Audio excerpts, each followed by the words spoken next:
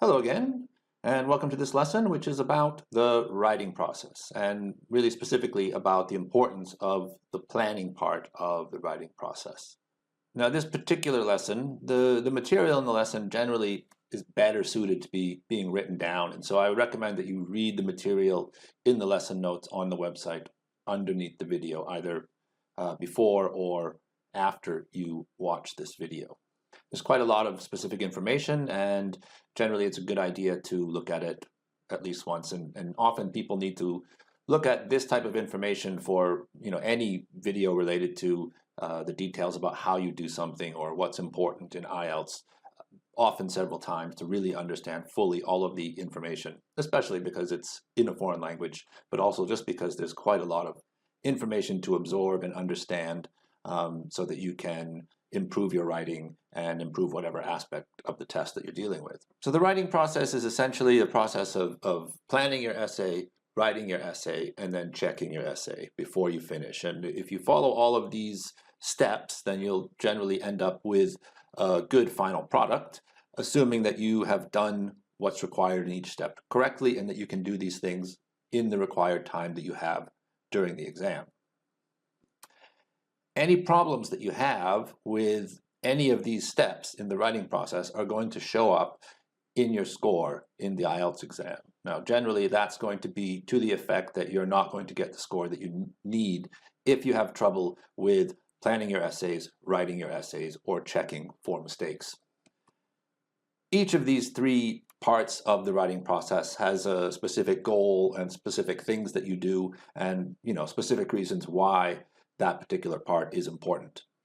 The first stage is the planning stage. Now, when most people start studying IELTS, planning is something that they don't do or that they don't spend enough time doing. And that's generally because they think, I've got 40 minutes, I've got to write this 250-word essay, and I've got to think of ideas and how to write the essay. And 40 minutes, if I spend much time planning, I'm simply not going to have time to finish the essay. And that is, simply put, it's just wrong, because when people properly plan their essay, that means that when they start writing the essay, they're no longer thinking about what they need to write in the essay. They have that information already, which makes the writing process much simpler, much smoother, and much quicker than if they hadn't done the planning. And so let's say if you spend 10 minutes of your 40 minutes carefully planning your essay, 30 minutes that remains is enough time to write a good essay and check your essay also. Sometimes people are surprised by the figure of 10 minutes. And again, it's an approximate figure. So if you're spending 2 or 3 minutes planning, it's nearly certain that that's not enough. If you're spending much more than 10, 12, 15 minutes, it's nearly certain that you're not going to have enough time to write an accurate and clear essay with the remaining time that you have, or to check.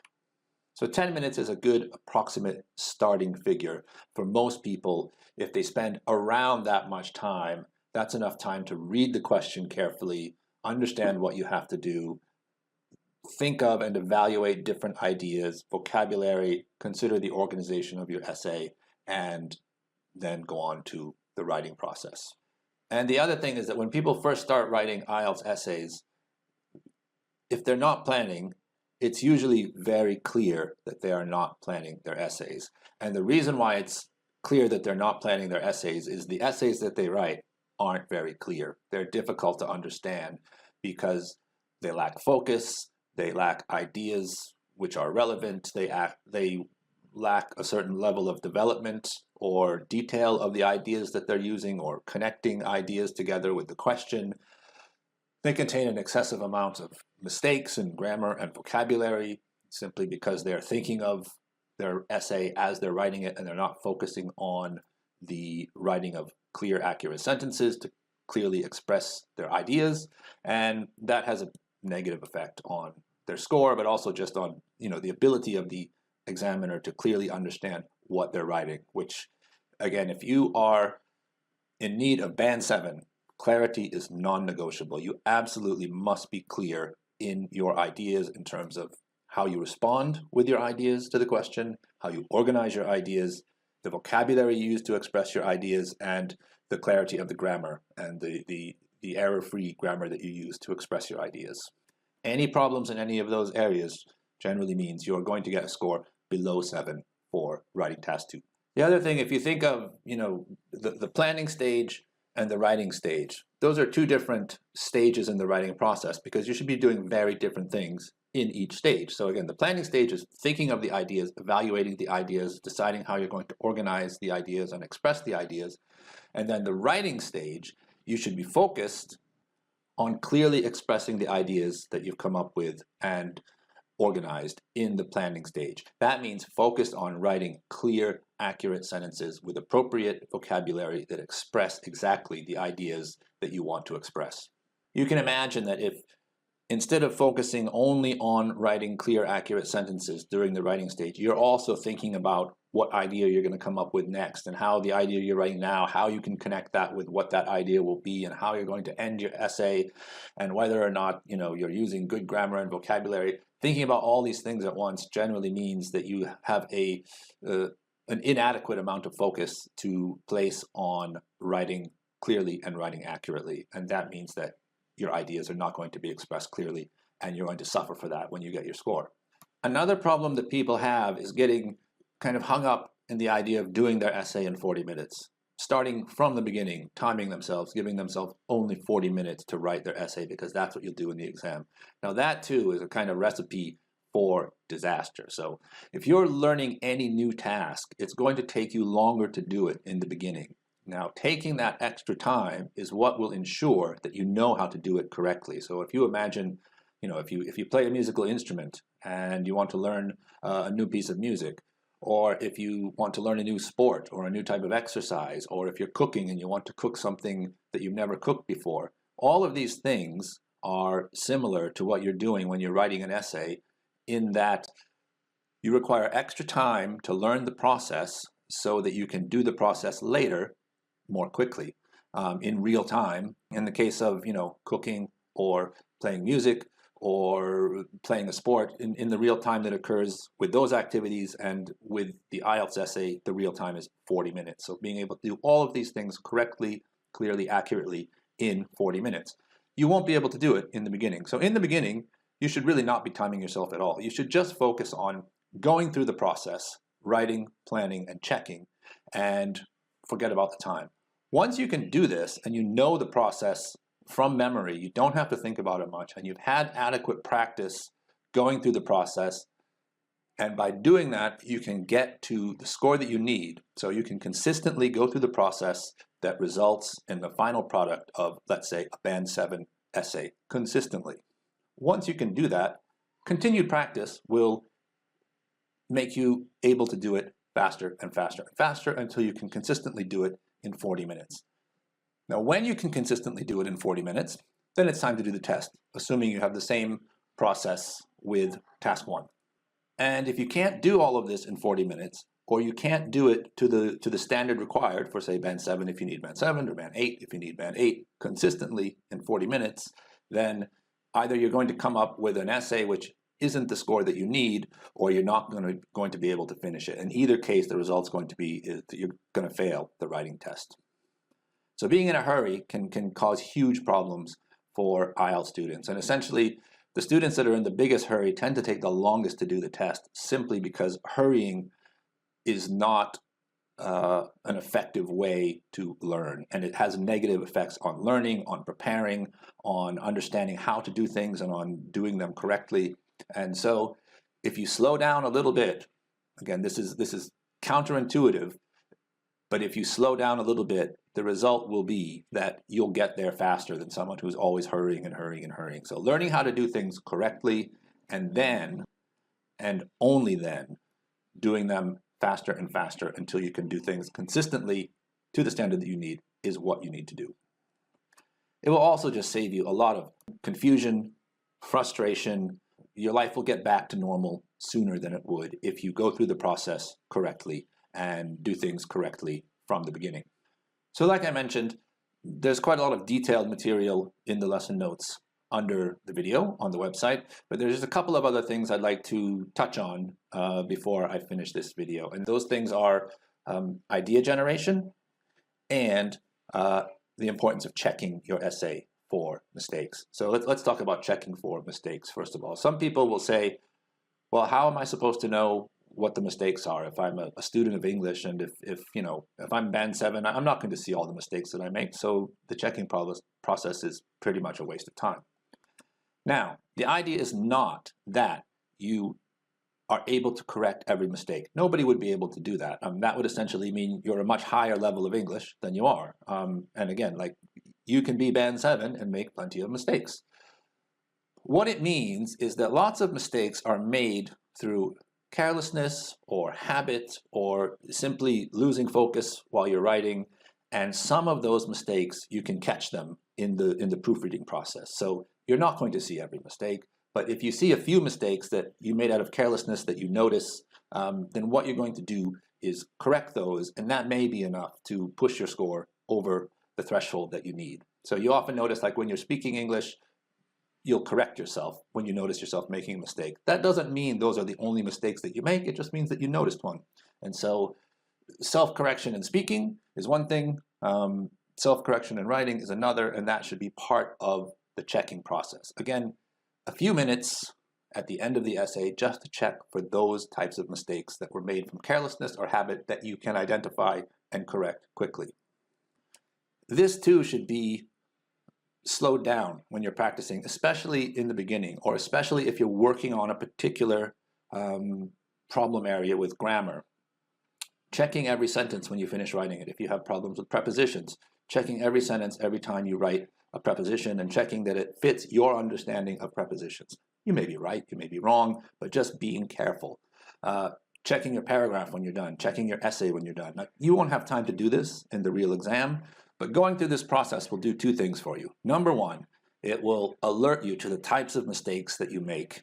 And once you're aware of the types of mistakes that you make and you think about them more clearly while you're writing, over time, you are much less likely to make those types of mistakes. So a slowed down version of the checking process while you're preparing for the test is part of making your writing more accurate.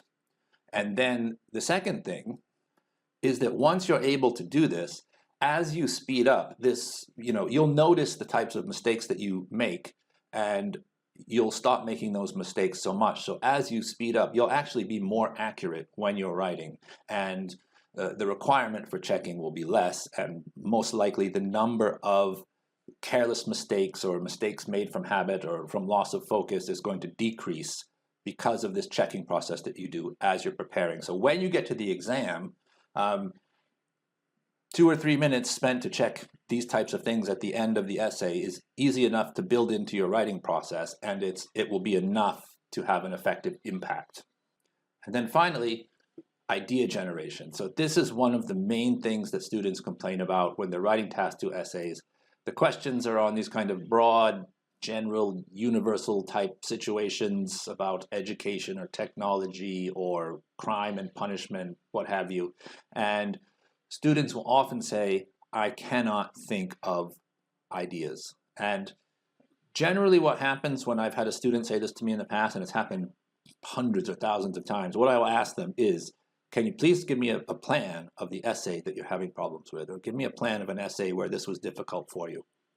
And invariably, what I find, like 95 times out of 100, is that there is no issue with the ideas that they've chosen. So the issue is if your ideas are relevant or not. That's the first thing that you need to do when you're choosing your ideas, when you're planning. The majority of your mark is not going to come from the ideas you choose, as long as they're relevant, but how you develop them, how you relate them to your position, why you think, what you think, how you relate all of that to the question you're being asked. And so the actual ideas, as long as they're relevant, aren't that important. Many people, however, think, I've got to have an idea that's interesting, or it's engaging, or it's just a great idea, or it's an original idea, something where the examiner is going to be really excited to be reading this essay. They're not. It's their job. Most IELTS essays are fairly similar in terms of what they're talking about, and an IELTS examiner, you don't have to interest them. They're getting paid to read your essay. So your ideas need to be relevant, and you need to communicate clearly, but that's it. So try not to be too picky about the ideas that you come up with. Again, they need to be relevant, but they don't need to be interesting, and they don't need to be original. And this particular problem seems to be made worse by reading lots of sample essays. Now, I would say most of the time, most people spend reading sample essays as a waste of time. And that's not because you can't learn from reading well-written sample essays. It's because what most students are expecting from the process of reading well-written sample essays is not very realistic. So often they're not looking for a specific thing or a specific aspect of writing to model or to understand or to compare, but they just have this idea that, if you read lots and lots of Band 9 sample essays, they'll get into your brain and all of a sudden you'll be writing much better essays because you've read all of these fantastic essays. Unfortunately, that's just not how it works. And often IELTS students will often procrastinate in very tricky ways that make it seem like they're not procrastinating. So they'll procrastinate by watching YouTube videos on IELTS preparation or reading sample essays or stuff like this. And so they're not really engaged in what they're doing, but they have this illusory idea that they're doing something related to IELTS, and so it's beneficial. And often it's not. And this is especially the case if you're spending a lot of time reading sample essays with no real purpose. So what you can use sample essays for is, you can use them as a source of good vocabulary, for topic-specific vocabulary, for stem phrases for writing. They're good for picking out things like that you can use more generally in other essays when you write. And so, when you learn vocabulary in an essay, you're learning it in context. You can see how it's used, and that's much more helpful than simply learning a list of vocabulary for education. So if you see words and phrases in an essay on education, you'll have a much better source of vocabulary than word lists. A second use for sample essays is, let's say you're following a particular teacher who uses a particular structure and you want to compare your essay to the sample essay to see that the structure is correct. That is also useful. So structures, after you've done them time and time and time again, you can do them automatically, but as you're going through this process, you'll forget, a sentence here or the type of sentence here or the reason you do this or that. And so checking against a sample essay for the structure is also a good use of sample essays. The main problem I think that people have with sample essays, and where they get this idea that their ideas are not good enough to write about, is when they check their ideas with the ideas in the sample essay. Now, writing task 2, the questions are such that, you could come up with dozens or hundreds or maybe even thousands of different versions of an essay for any writing task 2 question with lots and lots and lots of different ideas. And so that doesn't mean that based on the ideas that one essay is better than the other. So the Band 9 sample essay is not a Band 9 sample essay because of the ideas. So assuming the ideas are relevant, which they will be if it's a Band 9 or Band 8 or a high-scoring essay, it's the development, it's the organization, it's the clarity of the communication that make that a Band 8 or a Band 9 or a very good essay. And so the choice of ideas, it's important, but it's not as important as people think, and it doesn't have as big an impact as most people think. And so if someone has written their essay and they compare the ideas in their essay to a Band 9 sample answer, and the ideas are different, they will often think, my essay is not as good. Now, their essay might not be as good, but it's not because of the ideas that they've chosen. They also might read it, and by chance, the essay that they've written contains the same ideas as the sample essay, and they might get an inflated sense of how good their essay is simply because they've got the same ideas. Now, again, the main point is not the ideas you've chosen. As long as they're relevant, the main point is related to development, organization, and clear communication. Now, that doesn't mean you shouldn't use sample essays. It just means you should use them in a way that's effective, and you shouldn't worry too much about your ideas. Now, if you write essays and you get feedback, and one of the things you get feedback on is your ideas are not relevant or they're off topic, that's a serious issue. But like I said, the majority of people in the majority of essays do not have this issue. The issue is that they just are hoping for ideas or thinking that their ideas need to be better than they think they are. A very extreme example of this is I had a student once who said, I don't know what to do. I have to take the IELTS exam in the next few months, and it takes me 3 hours to write a task 2 essay, and I've been studying for months already. And I thought, wow, that's a long time. So I said, okay, well, can you write an essay in 45 minutes? Or what happens if you write an essay in 45 minutes? Do you just write half an essay, or what happens? He said, no, I can write an essay in 45 minutes or 40 minutes. The problem is it's just terrible. And I'm spending almost all of that 3 hours thinking and planning my essay. And I said, okay, it seemed quite strange to me that there would be that much time would be required. So I said, do this. Send me a 40 or 45 minute essay and one of your good 3-hour essays. And he did that, and I looked at them both, and literally there was no difference in the essays. If you hadn't told me how long it took to write which one, I wouldn't have known from looking at the essay. So literally the one that was written in 3 hours was no better than the one written in 40 minutes, and the one that was written in 40 minutes was no worse than the one in 3 hours. And they were both pretty good essays. And so what that means is he was just being unbelievably strict and hard on himself about which ideas he chose, thinking that they've got to be good ideas or interesting ideas or original ideas, or they've got to be a specific kind of idea. And that wasn't the case. So again, when he spent 5 minutes thinking of the ideas, as long as they were relevant, his essays were good. And all this, extra 2 hours of planning and thinking of the perfect ideas, and sometimes he searched on the internet, which you should never do, of course. But it's just from the common misconception about what your ideas need to be. And in a word, they only need to be relevant. Okay, so that's the main information you should know about planning. Again, check the information in the lesson notes underneath the video, and keep these things in mind when you're writing and when you're practicing, and periodically go back to a lesson like this and make sure that you're doing the things that are mentioned there. And that way, you'll continue to make progress and get to the point where you want to be in the fastest possible way.